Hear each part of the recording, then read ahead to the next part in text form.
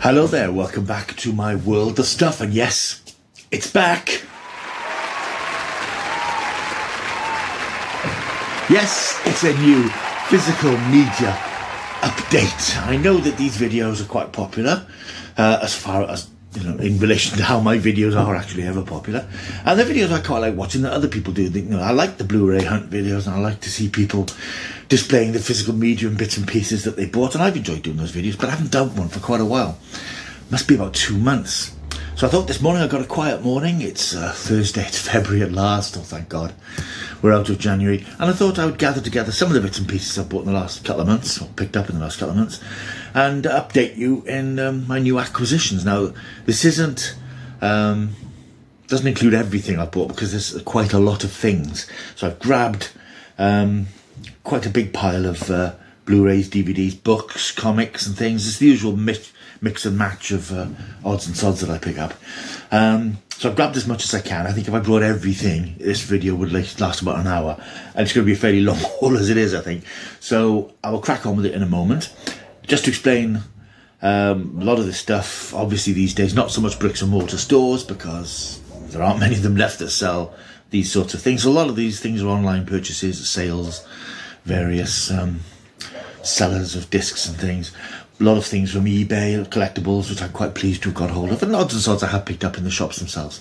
So it's the usual mix. What I'm going to do, I'm going to start off with the bookie type things and leave the Blu-rays to the end, because I think that perhaps people who are only interested in physical media and discs will just watch that and then switch off. And it would be nice if you'd watch the whole video, because I think it's very good for analytics and all that sort of stuff. So if you like this video, if you like these sorts of things, sorry, I've just noticed a little mark on the front of my jumper. If you like these sorts of videos, then why not press that subscribe button? That would be fantastic. You can also like it, give it a thumbs up, and all those sorts of things. You can leave a comment, which would be really, really nice. And you can share it with like-minded friends and acquaintances. That would be really nice to do. Right, let's crack on with these bits and pieces. Then, as I say, there's a lot of other books which I haven't brought with me. I always buy a handful of books to read over Christmas from the new release of autobiographies and fiction and stuff like that, popular autobiographies. Didn't get to read them this year. I wasn't in a reading mood at Christmas. Haven't brought those books with me, but I have bought some others which would be more sort of genre of interest to genre fans. The first two which I got, particularly the first one, this is a book I've been after for a while. I had this when I was a kid, and that was quite a while ago. Probably, I'm thinking mid-70s, probably, yeah, mid-70s possibly. I had this as a Christmas present, and I read it voraciously, and lost it. It went the way of all flesh years ago, sold it, got mislaid or whatever. I just wanted it back. As I've said before, I'm sort of in that nostalgia mode at the moment, where I'm picking up old things which I used to have and things I didn't have, to connect to those sorts of days. Anyway, this book is a big comic book compilation called Superman from the 30s to the 70s. Now, if I look at when this came out, it'll give me a better idea of when I actually got it. Yeah, 71, actually. This is 71. Yeah, to celebrate sort of 40 years of Superman. So, yeah, there's one very early 1970s story. Yeah, I didn't realise it was quite that old. I thought it was sort of mid-70s perhaps, but yeah, it's copyright 1971. It's a lovely solid spined softback book from Spring Books. I got this off eBay for about £6. I couldn't believe it. I've seen it on eBay before, and it's sort of 20-30 quid, and I've sort of given up looking for it, and then I just saw this and the next volume going very, very cheaply, and I put it in a bid and got hold of it. Very pleased with it. As you see, it's in very good condition. The spine is immaculate. Doesn't look as if it's been opened. It's a big, thick book, so you can imagine that when it's opened, the spine would crack, but no spine cracking on this. It's a book I remember very well. I'd forgotten that, of course, it's not the early days of printing, but before printing in colour was a regular thing. A lot of stories are reprinted in black and white, but there are a smattering of colour pages in there, and that's what some of these books tended to do back in those days. So I'm very pleased to get this again. Haven't read it yet, haven't started reading it. I probably will eventually. I mean, with a lot of these things, it is about nostalgia rather than of actually having it, rather than reading it. But it's a lovely book. I remember it really well, and it was a present I had from my parents when I was a kid, and that alone is a nice nostalgia factor. This is one I didn't have. It's like the companion volume, and I think I got this for about £4. This is a very similar volume. It's a bit dusty. This is Batman from the 30s to the 70s. A similar sort of volume, again from Spring Books. Again, you can see that the spine is immaculate. And again, it's the same sort of collection of old comics, black and white and colour, from the 30s to the 70s. It's funny to think that this book came out to celebrate 40 years of these characters, and we've had another 50 years of them since. And it's remarkable not only to find these books still out in the wild, but still in really good condition. So, and this was about £4 or £5 again. eBay's great. You can pick up bargains on eBay, and very pleased to have got those back on the shelves. More comic booky type things then. I picked this up. I saw this in Smith's last week. I thought it was interesting. And then I tracked it down for a couple of quid cheaper on Amazon. Sorry, Smith, but you know, you got to be competitive. It's a Marvel Select Edition, Curse of the Man-Thing. The Man-Thing is a comic strip character I remember reading back in the 70s in my comic reading days. Of course, he appeared in last year's Werewolf by Night special, and that sort of got my interest going in the character again. I picked up this edition. As usual with these selects, there's a lot of the more modern comic strips which aren't really my thing, but at the back it's got the black and white original Man-Thing story that was published back in the 70s, and then one of the colour comics from the 70s. So yeah, that's the Curse of the Man-Thing, which is in Smith's now for $9.99, but it's a bit cheaper on Amazon. Picked this one up from a local comic book shop. There's a shop in Merthyr, not far from me. It's got a huge range of collectible stuff, and some of it's quite cheap. And they do a big selection of these Hatchet or Eagle Moss type graphic novel volumes, if you like. There's a huge box full of them. And I picked up this one, The Vision. This was a £5. Vision is one of the Marvel characters. Of course, he's introduced in Avengers Age of Ultron, and he's gone on to have the WandaVision TV series, and I dare say we'll see him back again as the White Vision. But I picked up this because I quite like the character. I'm quite fascinated about the character, and flicking through it, I could see that what we had here at the beginning certainly are some of the original. In fact, it's the original stories of the Vision, how he came to become a member of the Avengers. And then you've got some of the later comic strips, which the art isn't quite as unapproachable as I found a lot of modern comics are. So that was a £5. It was $9.99 when it came out. I was pleased to pick it up, good condition, for a £5 in a local charity shop. More books, only a few more books. I said there are more books, but I didn't bring them all with me because I didn't see much point. I just thought I'd stick to. There's a lot of Blu-rays and stuff to get through, so I thought I'd just bring a selection of books that you might be interested in. I picked this up last week when I went to Cardiff, St David's Hall in Cardiff, to see the comedian Stuart Lee. Many of you may know him. If you haven't seen him, there's a live show called Tornado, which is on BBC iPlayer at the moment. It's a live show he did last year called Tornado Snowflake, which I went to see. I'm a massive fan of Stuart Lee. If you've not seen his comedy, it's very, I don't even know how to describe it, esoteric, surreal, self-deprecating. He doesn't exactly tell jokes, but he does these long, slightly rambling routines. It's not observational comedy. It's very, very singular and very difficult to define, really. But when I went to see him last week, at the end of the show, he was in St David's Hall doing his new show, which is called Basic Lee. Get it? It's a very funny show, 2 45-minute sections. It's so funny. If you've got that mindset for his humour, I think you really like Stuart Lee. Afterwards, he was doing a signing in the foyer of the theatre. I don't normally bother with those things particularly because there's usually massive crowds, but there wasn't a huge crowd here. I'll show you this picture I took of him doing the signing, and I picked up a copy of his book Content Provider. That's the title of one of his previous live shows, and this is a collection of newspaper columns which he has written for various newspapers between 2011 and 2016. And I got it signed. As you can see, it's signed by, that is Stuart Lee. It does say Stuart Lee, honestly. I'm looking forward to getting stuck into that. I'm not really in much of a reading mood at the moment. It's quite odd.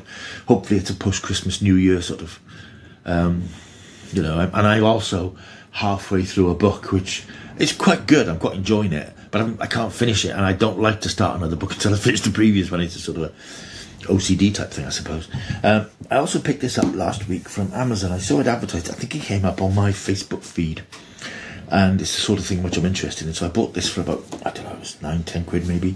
It's called Survival TV, 1970s Britain, and the television series. not particular television series, but the concept of the television series. This is independently published. It's written by a chap called Rodney Marshall, and it's an examination of all those classic TV shows that I often pick up on DVD and Blu-ray.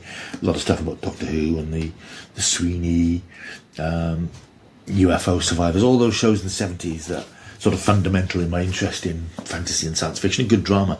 It's a good chunky book, and it's not illustrated because it is independently published, but it's about 428 pages. It looks like a good solid read, and when I do get around to reading again, I'm looking forward to digging into that. It's called Survival TV. You can pick it up on Amazon. One more reading thing for you. I picked this up. I'd seen this advertised. It's a Radio Times publication, and they're doing, I don't know if they're doing a series or just a one-off of bookazines, I think they call them, looking back to the 60s. Radio Times, of course, is Britain's longest running listings magazine. Other titles are available, and they have a massive history of photographs and articles and things in their archive.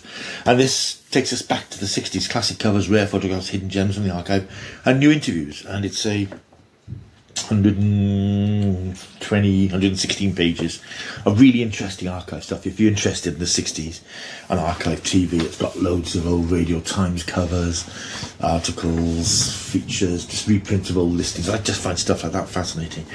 And of course, because it's 1960s, it's got the obligatory, you can find it, it's got the obligatory piece on your man Doctor Who, which I can't find at the moment. But there's some nice bits. Bear with. Here we go. 1963, and of course we've got the feature on Doctor Who, the Daleks. Couple of new photographs, reprints of old material, letters and things. There's 4 pages on early Doctor Who. Just really interesting. If you're interested in the history of TV and that sort of thing, I think you'll find that of interest. I flicked through it, and it's really very interesting. Before I move on to the discs, one of the sort of collectible thing, I picked this up in a charity shop near me. This is one of Eagle Moss's Doctor Who figures, a sea devil. It's got a £5. I've got a couple of these already. I saw it for £5. I just couldn't leave it there. Whether I'll sell it or keep it, I'll probably keep it.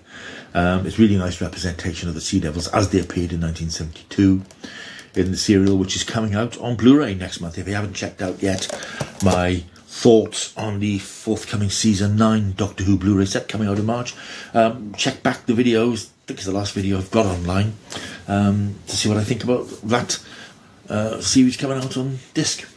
Right, that's the majority of the books and things. I say there are more, but I haven't brought them with me because this video would have gone on far too long. Right, on to the physical media. There's a fair few discs, but looking through them, I should crack through them fairly quickly. There's a big sale at the beginning of the year on Network Publishing. Network do a lot of classic TV, very old films, classic films, obscure films. They bring them out on DVD and Blu-ray. They really give them the respect and treatment that they deserve. They buff them up. They make them look new, and they fill them up with interesting features. And there's some really good stuff on there. And they had a sale on, which I think finished a couple of weeks ago, 40% off selected titles, and I went through that list. And I picked up a few bits and pieces. First one I went for, because it's a favourite old series of mine from the 60s, I picked up Volume 6 of Randall and Hopkirk Deceased. This is the classic 1969 sort of fantasy drama from the glory days of ITC, when they used to make these imaginative shows, starring Mike Pratt and Kenneth Cope as 2 detectives. Kenneth Cope's character, Marty Hopkirk, is killed off in the very first episode. He comes back as a ghost, and they form the most unusual ghost detective partnership. Remade back in the early 2000s, I think, starring Reeves and Mortimer. Wasn't great, unfortunately, but this is the version to get. And I picked up this disc. It was about £2.40 in the sale. Really enjoyed it.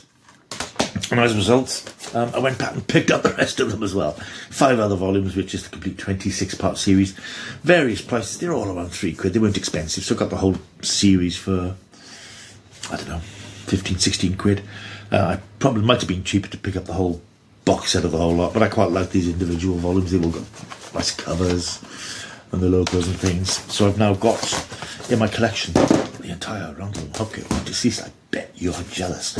I'll go through the rest of the network stuff because there were a few other network odds and sods. I picked this up again in the sale. I think this was 16, 17 quid. This is the first season of Gerry Anderson's Space 1999. It's not one of his best shows, but the first season is quite enjoyable. The second season is not so good. And I've had this in the past and sold it. I had a German DVD box set, which I think was just a Blu-ray box set rather, which was 3 discs with all the episodes crammed on 3 Blu-rays, and I don't think they were Blu-ray transfers because I looked at some of them and they were sort of DVD quality. Sold that fairly recently.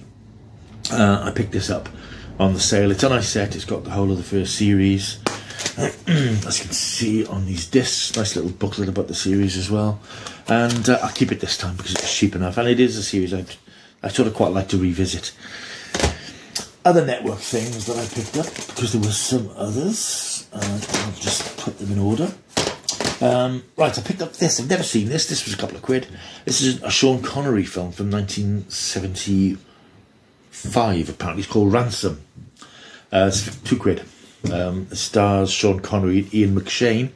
That sounds quite good. Sean Connery gives another powerful and charismatic performance as a Scandinavian security chief, battling to thwart the deadly plans of a terrorist leader played by Ian McShane. Following a series of bomb attacks in London, a group of terrorists seized Britain's ambassador to the fictitious state of Scandinavia. With the ambassador now a hostage in his residence, another group hijacks an airliner at the capital's airport, announcing that the passengers will not be freed until their demands are met. That sounds quite fun. An early 1970s sort of action thriller. Should be quite entertaining. And 2 quid in the Amazon sale, so it's got worth a punt. This was about 2 quid as well. I thought I'd pick this up. This is on Blu-ray. I know this is supposed to be quite good. I've never seen it. It's based on a comic novel by Stephen Fry. It's called The Hippopotamus. And it stars Roger Allam, Tommy Knight, who some of you may remember from the Sarah Jane Adventures, where he played Luke. And also stars Emily Barrington, Emma Curtis, Tim McKinney. It's about Ted Wallace, a lapsed poet and disgraced theatre critic, who's summoned to his friends Lord and Lady Logan's Norfolk Manor to investigate a series of unexplained miracle healings. He tracks down the perpetrator of the phenomena, his 15-year-old godson David Logan, whose parents believe he has healing hands. It looks quite good. Stephen Fry's always entertaining. I haven't read the book. I've seen the book, I know of the book, and I know of the film. I'm going to saw it for a couple of quid. This film originally came out in 2016, I believe. I'd say for a couple of quid, gotta be worth a punt.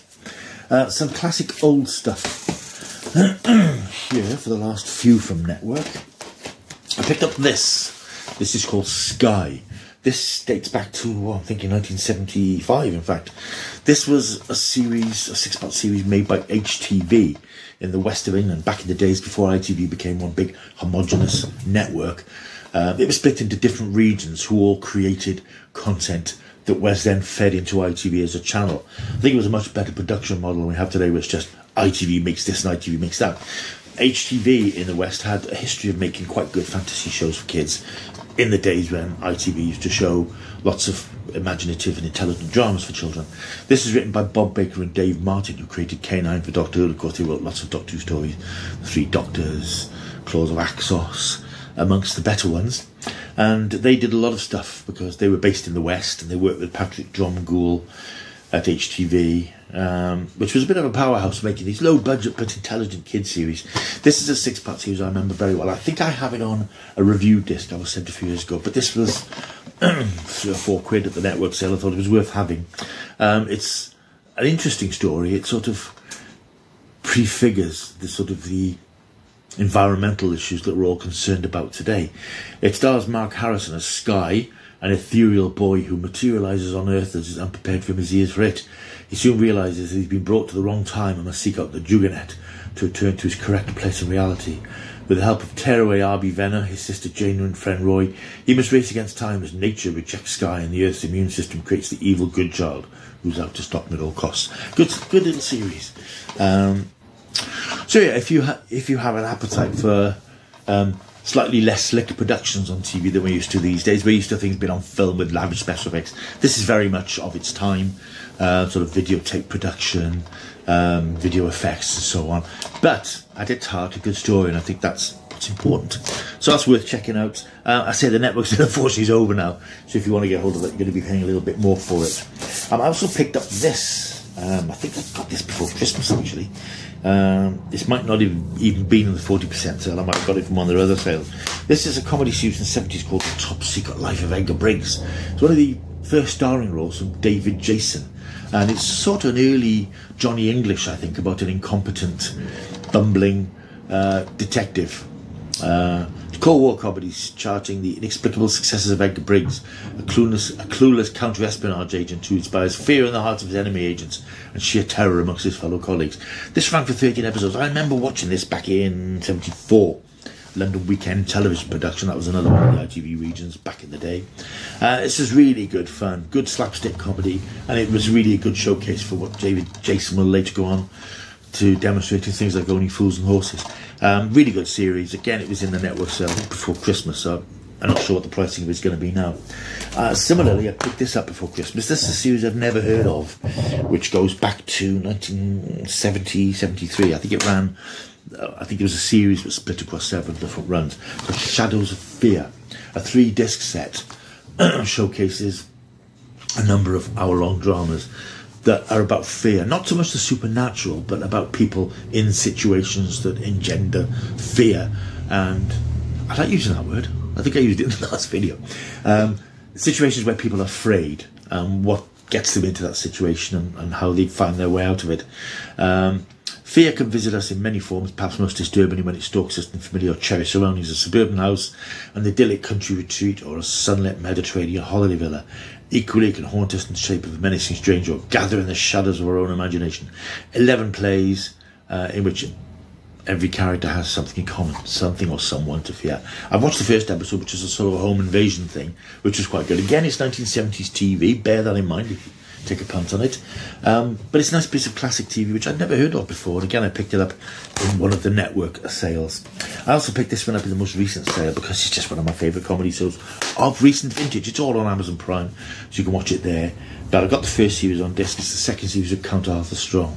This is a great show. I absolutely love this. This stars Steve Delaney as Count Arthur Strong, who's this bumbling sort of music hall type entertainer who's completely out of his depth in the modern world, and also stars Rory Kinnear as the son of Count Arthur Strong's former stage partner, who's writing a biography of his father and comes into contact with the strange world of Count Arthur Strong. Again, it's sort of slapstick in the old school style, but it's really funny, very sharp, written by Steve Delaney himself and Graham Linehan, who did Father Ted and the IT Crowd.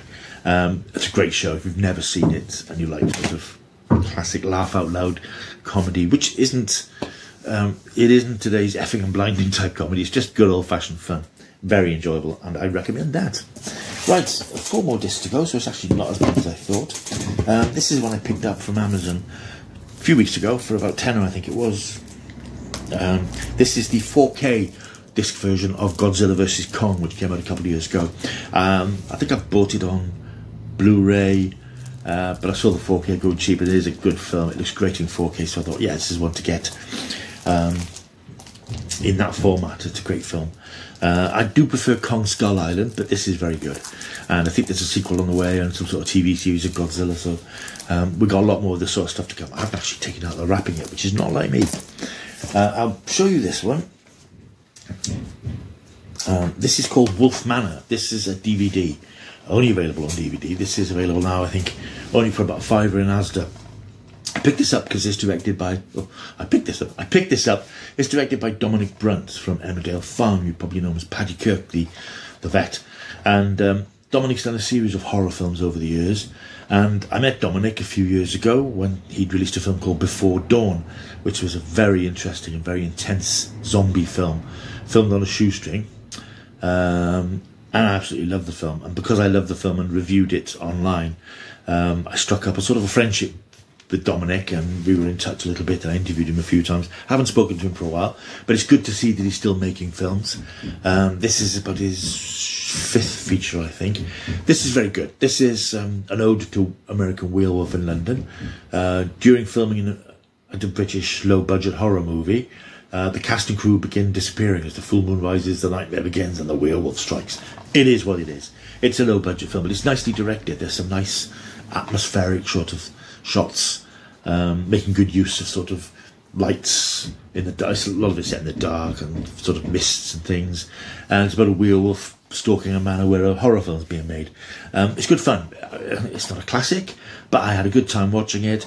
The werewolf is an interesting costume. I think it's best seen in shadow. I think when you see it, sort of the side view of it and the sort of point of view images of it, because when you see it, it is very clearly a man in a costume.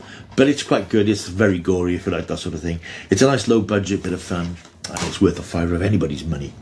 2 more to go. These came fairly recently. These steelbooks. Now, I don't really necessarily collect the Mondo steelbooks that are released of Marvel films, but I saw this one was coming out, and it's one of my favourites. It's Captain America Civil War, the Mondo steelbook, which came out last week and arrived last week. They are nice editions. They're quite expensive, but I thought for this one, it's one of my favourites. I'd splash out a little bit. They come in these nice sort of sleeves. It's got the Avengers logo inside, and the disc itself. Quite busy artwork on the cover, and inside you get a bit more of the artwork and the 2 discs with the artwork shown in different styles, Blu-ray and the 4K. Nice little one. I'm glad I've got this because this is one of my favourite of the classic Marvel films.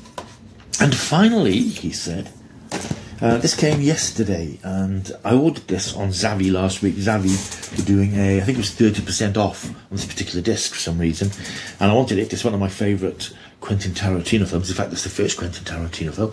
This is Reservoir Dogs. This was $32.99. With the 30% off, I think it was $24.49. I thought, that's not bad price for a steelbook.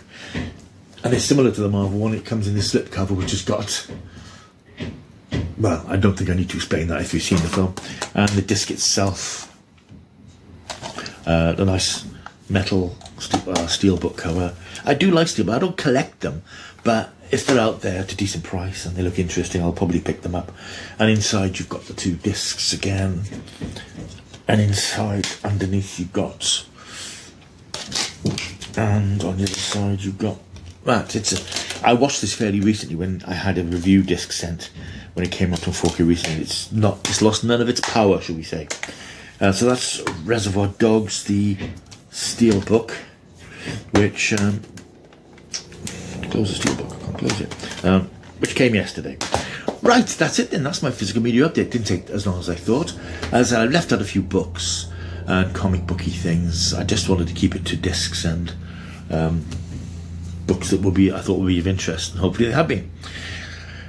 Right, thank you for watching. I hope you've enjoyed this little physical media update. I will do more of these sorts of things because I don't buy, like a lot of people go out every week and buy lots of things.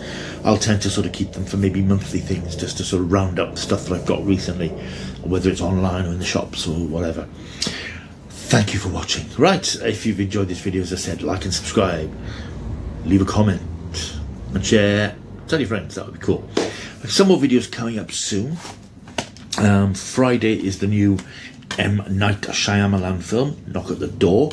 I've just booked my ticket to go and see it on Friday morning, so I will do a review of that on Friday evening, and that will be up shortly afterwards.